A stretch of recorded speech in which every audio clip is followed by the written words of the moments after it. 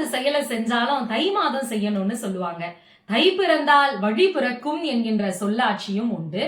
தேவர்களுக்கான இரவு பொழுது முடிந்து பகல் பொழுது தொடங்கக்கூடிய மாதம் தான் இந்த தை மாதம். தை மாதத்திலிருந்து ஆடி வரைக்கும் இருக்கக்கூடிய இந்த 6 மாத காலமும் உத்தராயண புண்ணிய காலம்னு அழைக்கப்படுது. சூரியன் தன்னுடைய பாதைய வட திசையில மாற்றிக்கொள்ளக்கூடிய காலமும் இந்த தை மாதம் தான். அதனால தை மாதம் எந்த ஒரு செயலை செய்தாலும் அது வெற்றியை நோக்கிதான் பயணிக்கும். ஆடிப்பட்டம் தேடி விதை என்ற பழமொழி இருக்கு. ஆடி மாதத்துல விதைத்த விதைகள் தை மாதத்துல அறுவடை செய்யப்படும். அதனால அறுவடை திருவிழா ரொம்ப சிறப்பா நடைபெறக்கூடிய மாதம். தை முதல் நாள் பொங்கல், புதுப்பானையில் புத்தரிசி இட்டு பொங்கலிட்டு சூரியனுக்கு நன்றி செலுத்தக்கூடிய ஒரு நாள். பொதுவா எல்லா கடவுளையும் நாம வழிபடுவோம், அவர்கள் அருளை பெறுவோம்.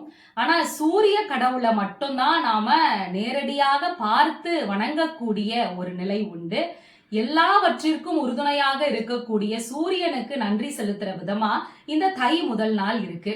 தை மாதத்துல ஏராளமான சிறப்புகள். தை வெள்ளி ஒவ்வொரு வாரமும் ரொம்ப சிறப்பு வாய்ந்தது. அம்மனுக்குரிய சிறப்பு வழிபாடுகள் நடைபெறக்கூடிய நாளாகவும் இருக்கும்.